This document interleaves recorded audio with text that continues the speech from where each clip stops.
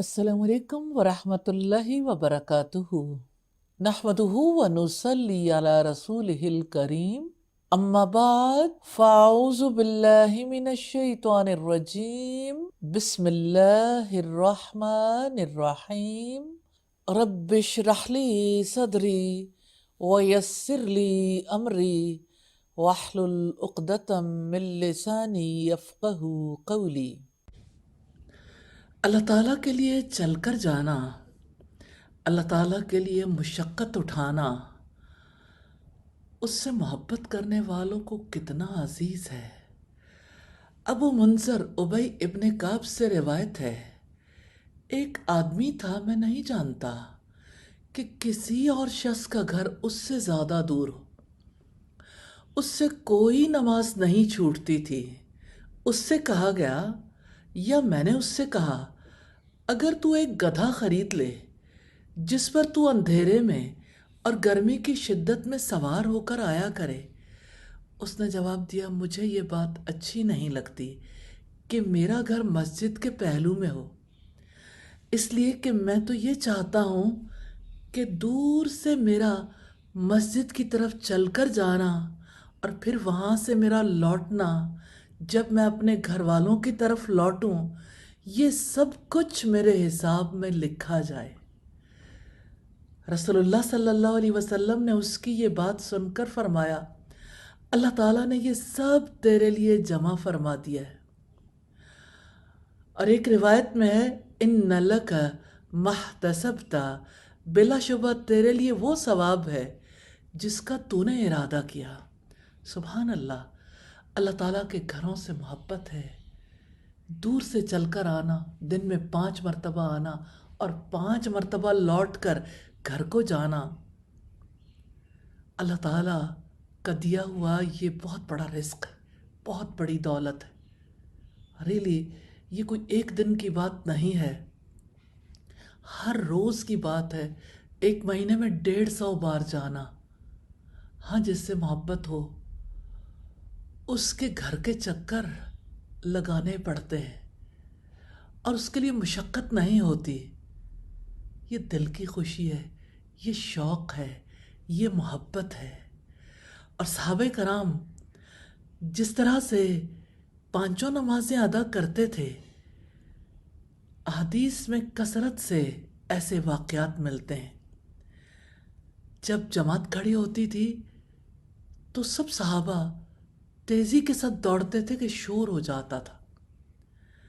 सख्त से सख्त मसरूफियत की हालत में भी जब नमाज का वक्त आता, कारोबार छोड़कर सीधे मस्जिद की तरफ चले जाते। सैयदना सुफियान सौरी रहिमहुल्लाह से रिवायत है, कानू यतबायऊना वला यदाऊना सलावातिल मकतूबाती फिल जमा। सहाबा रज़ी अल्लाह ताला अन्हुम तिजारत करते थे, ख़रीदो फ़रोख्त करते थे, लेकिन फ़र्ज़ नमाज को जमात के साथ कभी नहीं छोड़ते थे। सैयदना अब्दुल्ला इब्न उमर रज़ी अल्लाह ताला अन्हु फरमाते हैं कि एक बार मैं बाज़ार में था कि नमाज का वक्त आ गया। तमाम सहाबा दुकानें बंद करके मस्जिद में चले गए। कुरान मजीद की आयत, रिजालुल्ला तुल्हीहिम तिजारतुम वला बैउन अन ज़िक्रिल्लाह, ये ऐसे लोग हैं जिनको तिजारत और ख़रीदो फ़रोख्त अल्लाह ताला की याद से नहीं रोकते। इन्हीं लोगों की शान में ये आयत नाजिल हुई। या अल्लाह हमें भी ऐसे ही मसाजिद की, अपने घरों की, नमाज़ों की मोहब्बत अता कर दे, और इलाही हमें भी ऐसी ही कंसिस्टेंसी अता कर दे। हम भी मुस्तकिल मिजाजी के साथ तेरी इबादत करें और खुशू व खुजू के साथ इबादत करें, और इलाही इस इबादत में हम या तो तेरी नज़रों को महसूस करें या हम यूं इबादत करें गोया आप हमारे सामने हैं। इलाही नसीब फरमा दे। आमीन सुम्मा आमीन। इंसान ख़ताकार है, उससे ख़ताएं हो जाती हैं, और इंसान का दुश्मन इब्लीस ہر دم اس کوشش میں ہے کہ بندہ ایسا کام کر لے جس سے رب ناراض ہو جائے، پھر لوٹ کر جانا کس قدر مشکل ہو جاتا ہے۔ انسان اپنے گناہوں کی طرف دیکھتا ہے، وہ رب کی رحمت کی طرف نہیں دیکھتا۔ گناہ اسے پریشان کرتے ہیں، اسے لگتا ہے کیا منہ لے کر جاؤں۔ اسے یہ دیکھنا چاہیے کہ اللہ کی رحمت وسیع ہے۔ اللہ تعالیٰ کی رحمت کا اندازہ کرنا چاہتے ہیں، سمندر کے قطروں کو دیکھیے، ان سارے قطروں سے زیادہ وسعت ہے اس کی رحمت میں۔ ہواؤں کے ذروں کو دیکھیے، سارے ذرات سے زیادہ اس کی رحمت کی وسعت ہے۔ آپ اس کائنات کے ستاروں سیاروں کو دیکھیے، ان سب سے وسیع اللہ تعالیٰ کی رحمت ہے۔ ہوا کے جھونکوں کو دیکھیے، آپ سورج کی کرنوں کو دیکھیے، جتنی کرنیں زمین کی طرف آتی ہیں ان سے زیادہ اللہ تعالیٰ کی رحمت میں وسعت ہے۔ اللہ تعالیٰ کی رحمت کتنی وسعت رکھتی ہے، اس نے ارشاد فرمایا وَرَحْمَتِي وَسِعَتْ كُلَّ شَيْءٍ، میری رحمت نے ہر چیز کو اپنے دامن میں لے رکھا ہے۔ پھر یہ رحمت ملتی کس کو ہے؟ جہانوں کے بادشاہ نے فرمایا فَسَأَكْتُبُهَا لِلَّذِينَ يَتَّقُونَ وَيُؤْتُونَ الزَّكَاةَ وَالَّذِينَ هُمْ بِآيَاتِنَا يُؤْمِنُونَ، اور اس کے مستحق وہ لوگ ہیں جو تقوی اور زکوٰۃ کی ادائیگی کے ساتھ ہماری نشانیوں پر ایمان لاتے ہیں۔ تو رب کی رحمت وسیع ہے، لوٹ چلیں رب کی طرف۔ اس کی رحمت میں کوئی کمی نہیں آتی۔ اگر ایک چڑیا سمندر سے چونچ بھر لے تو سمندر کو کیا فرق پڑتا ہے؟ اگر اس کائنات کے تمام جن و انسانوں کی تمام ضروریات کو پورا کر دیا جائے تب بھی اس کی رحمت میں کوئی کمی نہیں آتی۔ ہاں، اس نے فرمایا ہے ان رحمت اللہ قریب من المحسنین، یقیناً اللہ تعالیٰ کی رحمت نیک لوگوں کے قریب ہوتی ہے۔ اس کے فضل کی انتہا ہے کہ اس نے نیکی کی طرف جانے کا راستہ کھلا رکھا ہے۔ یہ راستہ توبہ کے دروازے سے ہو کے جاتا ہے، اور وہ کتنا ہی ناراض ہو، اس نے اپنی ناراضگی پر اپنی رحمت کو غالب رکھا ہے۔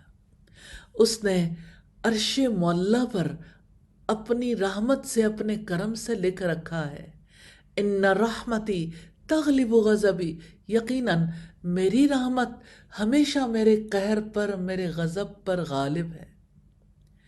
تو ہمیں اس کی رحمت کا طلبگار ہونا چاہیے اور دعا کرنی چاہیے کہ یا اللہ، میں نے اپنی زندگی کو گناہوں سے، غلطیوں سے، جرائم کی آندھیوں سے برباد کر لیا۔ یا اللہ، تیرے سوا کوئی نہیں جو میری حیات کو سرسبز و شاداب کر سکے۔ مجھے تیری رحمت سے امید ہے، تیری رحمت میرا سہارا ہے۔ یا اللہ، تو ہی تو ہے جو تپتے صحراؤں کو سرسبز و شاداب باغ بنا دیتا ہے۔ الہی، میری حیات کو بھی الہی ان آندھیوں سے، جھکڑوں سے بچا کر سرسبز و شاداب کر دیجئے یا ارحم الراحمین۔ تیری رحمت تو ہر چیز پر وسیع ہے، اور تو نے ہی حکم دیا ہے قُلْ يَا عِبَادِيَ الَّذِينَ أَسْرَفُوا عَلَىٰ أَنفُسِهِمْ لَا تَقْنَطُوا مِن رَحْمَتِ اللَّهِ، آپ کہہ دیجئے اے میرے بندو جنہوں نے اپنی جانوں پر ظلم کیا ہے، زیادتی کی ہے، اللہ تعالیٰ کی رحمت سے مایوس نہ ہو جاؤ۔ ان اللہ یغفر الذنوب جميعا، بے شک اللہ تعالیٰ سارے گناہ معاف کر دیتا ہے۔ انہ هو الغفور الرحیم، یقیناً وہ بہت زیادہ معاف کرنے والا اور نہایت رحم والا ہے۔ الہی، تیری رحمت کے امیدوار ہیں۔ الہی، تیری رحمت سے مایوس نہیں ہے۔ تیرے نبی کا ارشاد ہے کہ بے شک اللہ تعالیٰ رات کے وقت اپنا ہاتھ پھیلاتا ہے تاکہ دن میں گناہ کرنے والا اپنے گناہ کی توبہ کر لے، اور اسی طرح دن کو ہاتھ پھیلاتا ہے تاکہ رات کو گناہ کرنے والا توبہ کر لے۔ یہ معاملہ چلتا رہے گا یہاں تک کہ سورج مغرب سے طلوع ہو جائے۔ الہی، آپ سے استدعا ہے، اے پاک پروردگار، تو محسن ہے، کریم ہے، رحیم ہے، اور ہم نے اپنی جانوں پر ظلم کیا ہے۔ الہی، تو نے فرمایا جس نے بھی کوئی برائی کی یا اپنی جان پر ظلم کیا پھر اللہ تعالیٰ سے معافی مانگی تو وہ اللہ تعالیٰ کو بخشنے والا مہربان پائے گا۔ الہی، ہمیں تیری رحمت سے امید ہے، تیری مغفرت سے امید ہے۔ الہی، تو ہمیں معاف کر دے، ہم پر رحم فرما دے، اور الہی ہمیں ہمارے گناہوں سے اس طرح پاک کر دے جس طرح الہی سفید کپڑے کو، اس کے داغوں کو پانی اور صاف کرنے والی اشیاء صاف کر دیتی ہیں۔ یا ارحم الراحمین، آپ سے استدعا ہے، الہی ہمارے گناہوں سے، ہماری خطاؤں سے، الہی ہمارے جرائم سے ہمیں پاک کر دیجئے، ہم سے راضی ہو جائیے، اور الہی ہماری حیات کے دکھوں صدموں اور الہی ہمارے حیات کے گناہوں سے پاک کر کے ہمیں سکون نصیب فرما دیجئے۔ آمین ثم آمین۔ مجھے سمندر بہت اچھے لگتے ہیں۔ میں سمندر کنارے جاتی ہوں تو سمندر کی وسعتوں اور سمندر کی گہرائی مجھے اپنے اندر بہت انوالو کر لیتی ہے، اور سمندر مجھے بہت یاد آتا ہے جب میں فرعون کے ڈوبنے کے واقعے کو یاد کرتی ہوں۔ عجیب منظر ہے، سیدنا موسیٰ علیہ السلام جب اپنے لوگوں کو لے کر نکلے، یعنی بنی اسرائیل کو، اب ظاہر ہے کہ یہ ایسے لوگ تھے جنہوں نے اپنی حیات غلامی میں گزاری ہے، اور غلامی میں آپ کو پتہ ہے کہ مزاج بدل جاتے ہیں، اور سیدنا موسیٰ علیہ السلام اللہ تعالیٰ سے محبت کرتے ہیں، اللہ تعالیٰ کا انتخاب ہیں، اس کی جانب سے رسول اور نبی ہیں، اولو العزم پیغمبروں میں سے ہیں۔ کتنا فرق ہے نا تربیت یافتہ انسان میں اور جس کی کوئی تربیت نہ کی گئی ہو۔ جب سیدنا موسیٰ علیہ السلام بنی اسرائیل کو لے کر نکلے، 3 طرف پہاڑی سلسلے تھے اور پیچھے فرعون کا لشکر، کیونکہ آل فرعون نے ان کا پیچھا کیا تھا، انہیں پکڑنا چاہا تھا۔ سمندر کنارہ ہے اور فرعونی سپاہ ہے۔ بنی اسرائیل نے دیکھا تو انہوں نے کہا اِنَّا لَمُدْرَكُونَ، ہم پکڑ لیے گئے، ہم پکڑ لیے گئے۔ سیدنا موسیٰ علیہ السلام کہنے لگے کَلَّا اِنَّ مَعِیَ رَبِّی سَیَہْدِینِی، ہرگز نہیں، میرے ساتھ میرا رب ہے، وہ ان قریب میری رہنمائی کرے گا۔ سبحان اللہ، جو اللہ تعالیٰ کو اپنے ساتھ محسوس کرتا ہے اور اللہ تعالیٰ کی موجودگی کا یقین رکھتا ہے اور اس کی مدد پر اسے بھروسہ ہے، اسے تو فرق ہی نہیں پڑتا۔ اب وہ بھی کیا منظر تھا جب اللہ تعالیٰ نے حکم دیا اپنا عصا سمندر پر مارو، اور پانی 2 پہاڑوں کی صورت میں کھڑا ہو گیا۔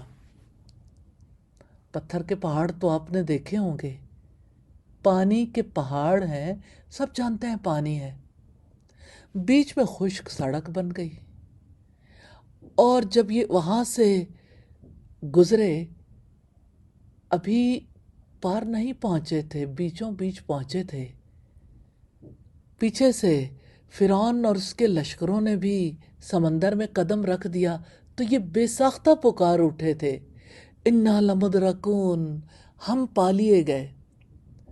اس موقع پر سیدنا موسیٰ علیہ السلام نے یقین دلایا تھا ہمارے ساتھ ہمارا رب ہے، وہ ہمیں راستہ دکھائے گا۔ اور اب دیکھیے اس یقین نے ساری انسانیت کو کیا دکھایا۔ موسیٰ علیہ السلام اور ان کے ساتھی سمندر، پھر جہانوں کے بادشاہ نے کس کا ساتھ دیا؟ وہ تو مدد کرتا ہے، لیکن جو یقین نہیں رکھتا اس کے اوپر گھبراہٹ آتی ہے۔ ایک ہی مقام ہے، سب بنی اسرائیل گھبرائے ہوئے ہیں، اِنَّا لَمُدْرَکُونَ، اور موسیٰ علیہ السلام اطمینان میں ہیں۔ آپ اطمینان بھری زندگی چاہتے ہیں تو اللہ تعالیٰ کی قربت کو محسوس کریں، اس کے ساتھ جئیں، اس کے تصور میں جئیں۔ live with اللہ سبحانہ و تعالی۔ یا اللہ ہمیں توفیق عطا فرما دے، آمین ثم آمین۔ اس جہان میں کیسے کیسے لوگ بستے ہیں، کیسے کیسے اپنے رب سے محبت کرتے ہیں۔ لا زوال محبت، اللہ تعالیٰ کی ذات سے محبت ہے۔ محبت کرنے والوں کی زندگی اسی کے گرد گھومتی ہے، اور وہ ایک وقت میں کتنی عبادات کر لیتے ہیں، کیونکہ وہ اپنے وقت پر اللہ تعالیٰ کے حق کو تسلیم کرتے ہیں اور اپنے قیمتی اوقات کی حفاظت کرنا جانتے ہیں۔ مثال کے طور پر انسان کا مسجد کی طرف جانا عبادت ہے، چاہے وہ پیدل چل کر جائے، سواری پر سوار ہو کر جائے، لیکن مسجد جاتے ہوئے کتنی عبادات کی جا سکتی ہیں۔ مثال کے طور پر اللہ تعالیٰ کا ذکر، تلاوت قرآن وغیرہ۔ اپنی زندگی کو زیادہ کارآمد بنانے کے بارے میں ضرور سوچیے گا۔ یہ کام مشکل نہیں ہے، لیکن ارادہ کرنے سے اور اللہ تعالیٰ کی توفیق سے ہوتا ہے۔ اسی طرح سے دیکھیے، اگر کوئی عورت گھر کے کام کاج میں مصروف ہے، اللہ تعالیٰ کے حکم سے، اللہ تعالیٰ کی رضا کے لیے جو عورت بھی یہ کام کرتی ہے، یہ کام کرنا عبادت ہے۔ ہاں، یہ شرط ہے کہ اس کی نیت اللہ کا قرب حاصل کرنا اور اپنے شوہر کو راضی کرنا ہو۔ اگر وہ اپنی زبان سے اس دوران اللہ تعالیٰ کا ذکر کرتی رہے، یا اسی طرح سے کوئی ایسی آڈیو سنتی رہے جو اس کی زندگی میں بہتری لانے کا عمل انجام دے سکے، جیسے دینی موضوعات پر یا سوشل ایشوز پر، یا ایسی کوئی چیز جس کی وجہ سے اللہ تعالیٰ کی ذات سے تعلق جڑا رہے، تو ایک وقت میں کتنی عبادات کا ثواب مل سکتا ہے۔ سیدنا عبداللہ ابن عمر کہتے ہیں کہ ہم ایک مجلس میں گنتے رہتے تھے، رسول اللہ کی زبان سے کبھی 100 مرتبہ یہ دعا نکلتی تھی، رب اغفر لی وتب علی انک انت التواب الرحیم۔ اے میرے رب، مجھے معاف کر دے، میری توبہ قبول فرما، یقیناً تو ہی توبہ قبول کرنے والا اور رحم فرمانے والا ہے۔ محبت گھر میں بھی ہوتی ہے، گھر سے باہر بھی، مجالس میں بھی، تنہائی میں بھی۔ اللہ تعالیٰ سے محبت کوئی پھیکی چیز نہیں ہے کہ انسان کسی تقریب میں شرکت کرنے کے لیے جائے تو رب یاد ہی نہ آئے۔ کتنی تقریبات ایسی ہوتی ہیں جس میں اللہ تعالیٰ کے ناپسندیدہ امور ہوتے ہیں، لیکن جو اللہ تعالیٰ سے محبت کرتا ہے وہ کس طرح سے سم ٹائمز اپنے ارد گرد بیٹھنے والوں کو اپنے رب کی باتیں بتاتا ہے، یا پھر اللہ تعالیٰ کا ذکر کرتا ہے، تو ایک وقت میں کئی عبادات۔ نبی صلی اللہ علیہ وسلم کس طرح سے ایک وقت میں 2 عبادتیں کرتے تھے، کبھی تعلیم دیتے تھے، کبھی ذکر کرتے تھے، استغفار کرتے تھے، توبہ کرتے تھے۔ اللہ تعالی ہم سب کو توفیق عطا فرمائے، آمین ثم آمین۔ قرآن مجید اللہ تعالیٰ کا کلام ہے۔ اللہ تعالیٰ سے محبت کرنے والے قرآن کے ساتھ کیسا تعلق رکھتے ہیں اور انہیں کیسا تعلق رکھنا چاہیے، اللہ تعالیٰ کے رسول صلی اللہ علیہ وسلم نے کیسے تربیت کی، سیدنا ابن عمر رضی اللہ تعالی عنہ بیان کرتے ہیں کہ نبی صلی اللہ علیہ وسلم نے فرمایا لا حسد الا فی اثنتین، دو ہی لوگوں کے بارے میں رشک ہو سکتا ہے، رجل آتاہ اللہ القرآن فہو یتلوہ آناء اللیل وآناء النہار، ایک اس شخص کے بارے میں جسے اللہ تعالیٰ نے قرآن کا علم دیا ہو اور وہ اس کی رات دن تلاوت کرتا ہو، اور دوسرا وہ شخص وَرَجُلٌ آتَاهُ اللَّهُ مَالًا فَهُوَ يُنْفِقُهُ آنَاءَ اللَّيْلِ وَآنَاءَ النَّهَارِ، اور دوسرا وہ شخص جسے اللہ تعالیٰ نے مال و دولت سے نوازا ہو اور وہ اسے شب و روز خرچ کرتا رہتا ہو۔ رشک کے قابل دو کام ہیں، ایک قرآن کا علم حاصل کرنے والا جو کہ رات دن تلاوت کرے، قرآن کی تلاوت، اور دوسرا مال کے حوالے سے دن رات مال کو خرچ کرنا۔ صنعت کے رکھنے والوں کے لیے کوئی خوشخبری نہیں ہے۔ اللہ تعالیٰ سے دعا ہے ہمیں علم کے میدان میں سبقت لے جانے کی اور انفاق فی سبیل اللہ کے لیے صدقات میں سبقت لے جانے کی توفیق عطا فرما دے، آمین ثم آمین۔ زندگی میں ہم دیکھتے ہیں کسی جانور کو جب باندھا جاتا ہے تو یہی رسی کی لمبائی کو اگر آپ دیکھیں 4-5 میٹر سے آگے لمبائی نہیں ہوتی نارملی۔ اب جب وہ گھومے گا تو 4-5 میٹر سے آگے تو نہیں جا سکتا۔ یہی حال اللہ تعالیٰ سے محبت کرنے والے مومن کا ہے، وہ زندگی میں اسی حد کے اندر رہتا ہے جتنا ایمان اس کو اجازت دیتا ہے۔ جہاں بھی ایمان کی حد آ جائے وہ ٹھہر جاتا ہے۔ نبی صلی اللہ علیہ وسلم نے فرمایا مومن کی مثال اور ایمان کی مثال گھوڑے کی مانند ہے، جو رسی میں بندھا ہوا ہو وہ گھومتا ہے پھر اپنی رسی کی طرف لوٹ آتا ہے۔ سبحان اللہ، یہ بہقی کی روایت ہے۔ اس کو مثال سے سمجھیں کہ جیسے دیکھیے اللہ تعالیٰ سے محبت کرنے والا حلال دائرے میں کماتا ہے، جہاں حرام کا دائرہ شروع ہو رک جاتا ہے، کیونکہ ایمان اسے صرف حلال کمائی کی اجازت دیتا ہے۔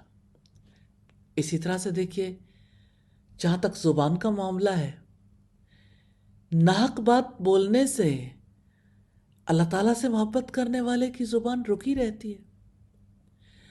اور پھر آپ دیکھیے کہ اگر کسی کے خلاف رائے کا اظہار کرنا ہو تو دلائل کی بنیاد پر رائے کا اظہار کرتا ہے، الزام تراشی نہیں، عیب جوئی نہیں، اور بے انصافی سے خود کو دور رکھتا ہے۔ ایمان مومن کو حد کے اندر کر دیتا ہے۔ اور اگر ہم اس کے مقابلے میں دیکھیں تو جو اللہ سے محبت نہیں کرتا، جو غیر مومن ہے، وہ اپنے آپ کو کسی کا ماتحت نہیں سمجھتا۔ مومن اللہ تعالیٰ کے احکامات پر چلتا ہے، اس کی ہدایات پر چلتا ہے۔ اللہ تعالیٰ ہم سب کو توفیق عطا فرمائے، آمین ثم آمین۔ اللہ تعالیٰ سے محبت کرنے والا ہر انسان ذمہ دار ہوتا ہے۔ وہ اس بات کو شدت سے فیل کرتا ہے کہ جو کچھ مجھے دیا گیا کہیں میرے سے ان کے معاملے میں کوئی کوتاہی نہ ہو۔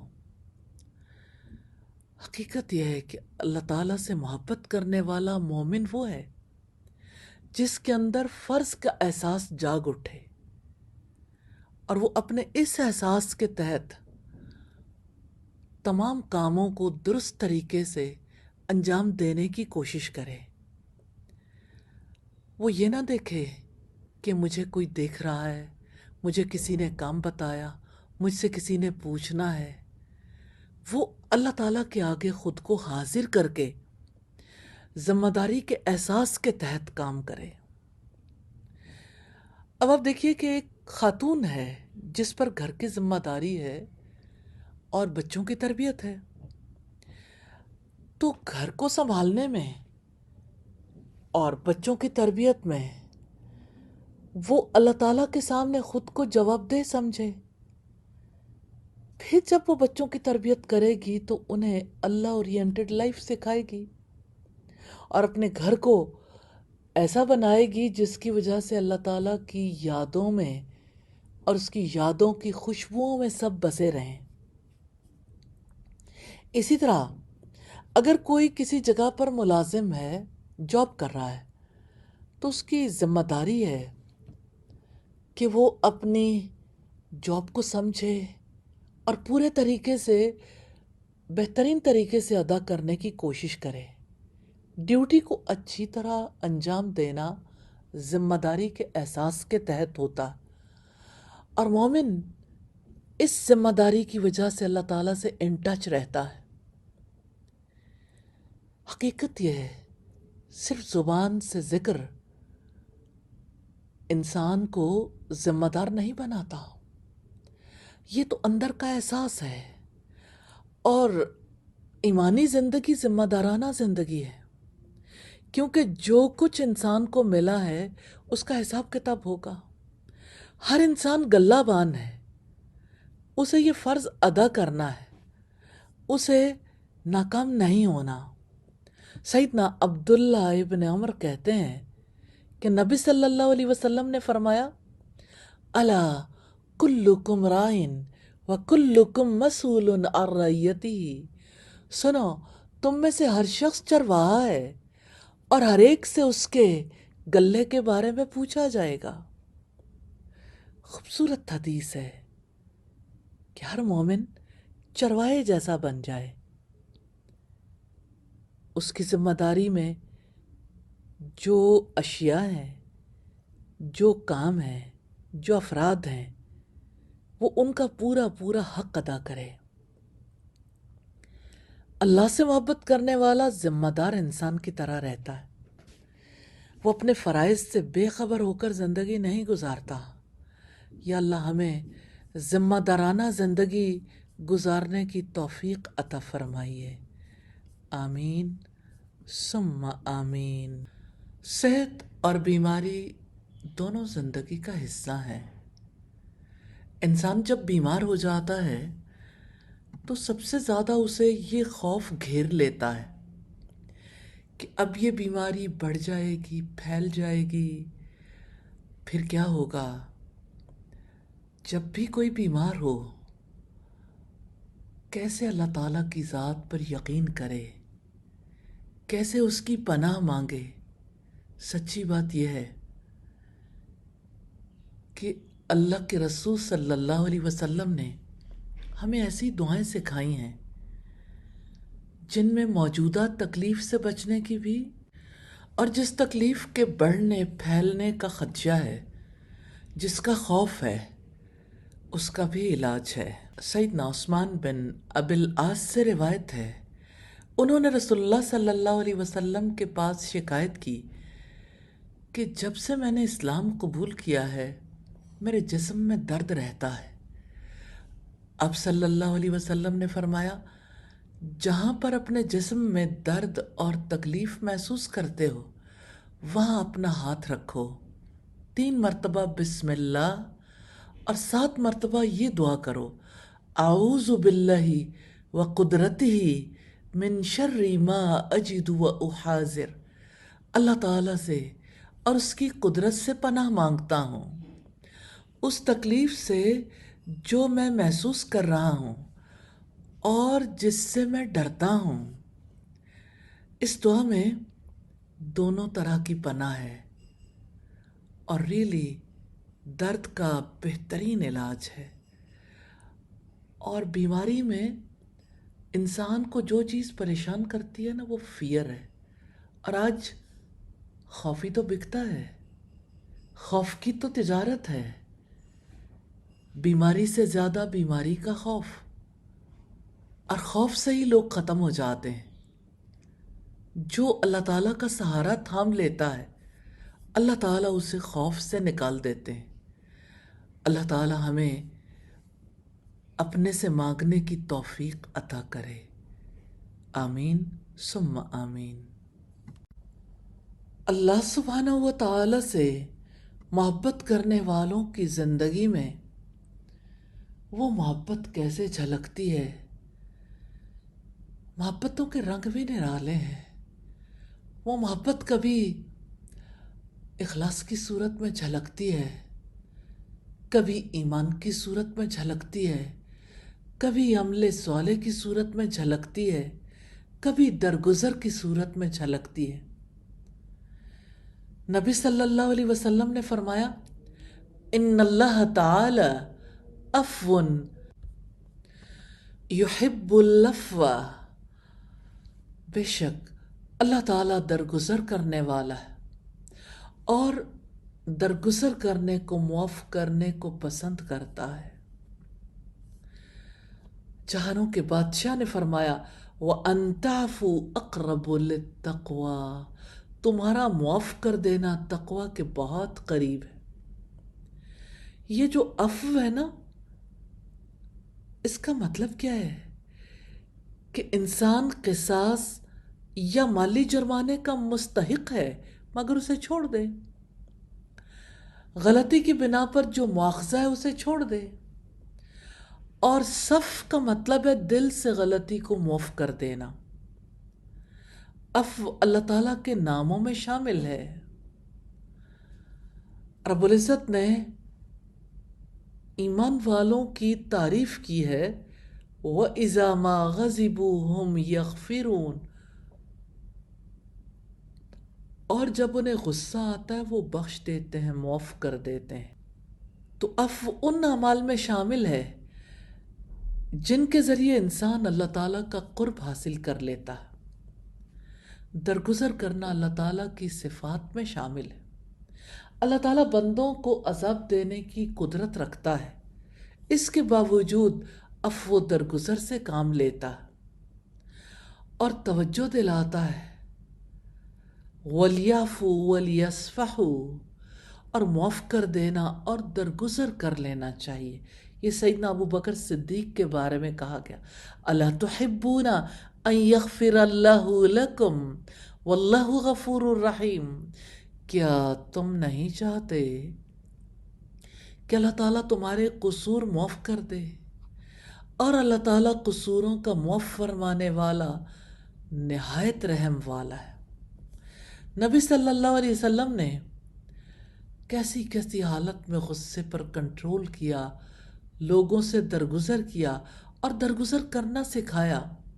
اب صلی اللہ علیہ وسلم نے فرمایا، سب سے زیادہ اجر والا گھونٹ اللہ تعالیٰ کے ہاں غصے کا گھونٹ ہے، جسے بندہ اللہ تعالیٰ کی رضا چاہتے ہوئے پی جاتا ہے۔ اور آپ نے فرمایا، جو شخص غصے کو نافذ کرنے کی طاقت رکھنے کے باوجود اسے روک لیتا ہے اور پی لیتا ہے، تو اللہ تعالیٰ اسے قیامت کے دن لوگوں کے سامنے بلائے گا اور اسے اختیار دے گا جس حور کو وہ چاہے پسند کر لے۔ تو غصے کو کنٹرول کرنا اور عفو درگزر کرنا اور کسی کے ساتھ حسن معاملہ کرنا اعلیٰ درجے کی نیکی ہے اور اللہ تعالیٰ سے محبت کی دلیل ہے۔ نبی صلی اللہ علیہ وسلم نے فرمایا ما نقصت صدقۃ من مال ما زاد اللہ عبدا بعفو الا عزا وما تواضع احد للہ الا رفعہ اللہ. اللہ تعالیٰ صدقے کے مال میں کمی نہیں کرتا، درگزر کرنے کی وجہ سے بندے کو عزت میں زیادہ کرتا ہے، اور جو کوئی اللہ تعالیٰ کے لیے تواضع اختیار کرے گا اللہ تعالیٰ اس سے بلندی عطا کریں گے. اس کے دو مطلب ہیں کہ جس نے عفو درگزر سے کام لیا وہ لوگوں کے دلوں میں عزت پائے گا، اور دوسرے یہ کہ آخرت میں اجر اور عزت دینا مراد ہے، یعنی دنیا و آخرت میں اجر کا مستحق ہوگا. سیدنا ابن عباس کا قول ہے جس نے قصاص ترک کر دیا اور اپنے اور ظالم کے درمیان عفو درگزر کے ذریعے درستی کر لی تو اس کا اجر اللہ کے ذمہ ہے، یعنی اس کام کی وجہ سے اللہ تعالیٰ اسے اجر سے نوازے گا، کیونکہ یہ اعلیٰ اخلاق کی علامت ہے اور بڑے اچھے کاموں میں سے ہے. درگزر کرنا اعلیٰ اخلاق بھی ہے، اور درگزر کرنا اللہ تعالیٰ کی محبت کی علامت بھی ہے. یا ارحم الراحمین ہمیں درگزر کرنا نصیب فرما دے. آمین ثم آمین. اللہ تعالیٰ سے محبت کرنے والے اس کے رسول سے، اس کی کتاب سے محبت رکھتے ہیں، علم سے محبت رکھتے ہیں. میں تاریخ اسلامی سے کچھ واقعات علم کی محبت اور علم کے شوق کے حوالے سے آپ کی نظر کرنا چاہتی ہوں. سیدنا ابن حنظلہ ایک خاموش اور گوشہ نشین صحابی تھے. ایک روز وہ سیدنا ابو الدرداء کے پاس سے ہو کر گزرے. انہوں نے ان کو دیکھ کر کہا کلمتن تنفعنا ولا تضرک، کچھ ارشاد فرمائیے جو ہمیں نفع دے اور آپ کے لیے نقصان دہ نہ ہو. انہوں نے ایک حدیث بیان کی. سیدنا ابو الدرداء اس قدر خوش ہوئے، سر اٹھا کر کہا آپ نے رسول اللہ سے یہ سنا ہے؟ انہوں نے کہا ہاں. پھر بار بار اس جملے کو دہراتے رہے. اسی طرح وہ کئی بار ان کے پاس سے گزرے اور انہوں نے نفع مند بات کی استدعا کی اور انہوں نے ایک حدیث بیان کر دی. ان کا کیسا تعلق تھا آپس کا. اللہ تعالیٰ سے محبت نے انہیں کیسے مقام پر فائز کر دیا تھا. انہیں کس طرح سے نبی صلی اللہ علیہ وسلم کی باتوں سے، آپ کی تعلیمات سے محبت تھی. ہر بار وہ اپنے نبی کی بات سننا چاہتے تھے. یہ علم کی محبت ہے جو اللہ تعالیٰ کی محبت تک لے جاتی ہے. ایک بار ایک صحابی نماز پڑھ رہے تھے. آپ نے ان سے کچھ کہا جس کو اور صحابہ نے نہیں سنا. جب وہ پلٹے تو تمام صحابہ نے ان کو گھیر لیا اور کہا کہ آپ نے کیا فرمایا؟ راوی کہتے ہیں کہ آپ نے فرمایا قریب ہے کہ تم میں سے کوئی فجر 4 رکعت پڑھے. یعنی اس موقع پر آپ صلی اللہ علیہ وسلم نے جو تعلیم دی تھی، کیسے وہ اس علم کے پیاسے تھے، کیسے وہ صحابہ کرام اکٹھے ہو گئے. ایسا نہیں تھا کہ وہ اپنے نبی کو چھوڑ کر کسی صحابی کو بڑا بنا رہے تھے. وہ تو اللہ سے محبت کرنے والے تھے، وہ تو اپنے نبی سے محبت کرنے والے تھے. ان کے لیے نبی کی ذات، نبی کی بات کتنی قیمتی تھی. سیدنا ابو موسیٰ اشعری نے سیدنا عمر سے ملاقات کے لیے اجازت طلب کی، مگر انہیں اجازت نہ ملی کیونکہ اس وقت سیدنا عمر کسی کام میں مشغول تھے. ابو موسیٰ لوٹ گئے. پھر جب سیدنا عمر فارغ ہوئے تو فرمایا کہ عبداللہ ابن قیس ابو موسیٰ اشعری کی آواز سنی تھی، ان کو اجازت دے دو. تو لوگوں نے کہا وہ تو واپس چلے گئے. سیدنا عمر نے ان کو بلوایا اور پوچھا آپ کیوں لوٹ گئے تھے؟ انہوں نے جواب دیا ہمیں اسی بات کا حکم دیا جاتا تھا. یعنی اللہ کے نبی صلی اللہ علیہ وسلم کا یہی حکم ہے، اجازت نہ ملے تو واپس چلے جاؤ۔ سیدنا عمر نے فرمایا تم اس پر کوئی گواہ پیش کرو، لہٰذا وہ انصار کی مجلس میں آئے اور ان سے پوچھا تو انصار نے کہا اس بات کی گواہی تو سیدنا ابو سعید خدری دے سکتے ہیں جو ہم سب سے چھوٹے ہیں۔ وہ انہی کو لے گئے، انہوں نے گواہی دی کہ رسول اللہ کا حکم تھا۔ تو سیدنا عمر نے کہا کہ مجھ پر رسول اللہ کا یہ حکم پوشیدہ رہ گیا، کیونکہ میں بازاروں میں تجارت کے لیے سفر کرنے میں مشغول ہو گیا تھا۔ یعنی سیدنا عمر کو بھی حسرت ہوئی کہ مجھے اس حدیث کا علم کیوں نہیں تھا۔ ہاں، وہ عظیم لوگ تھے، وہ سچے لوگ تھے، وہ اللہ تعالیٰ سے محبت کرتے تھے، وہ اپنے رسول سے محبت کرتے تھے۔ اللہ تعالیٰ ہمیں بھی ایسی محبت نصیب کرے۔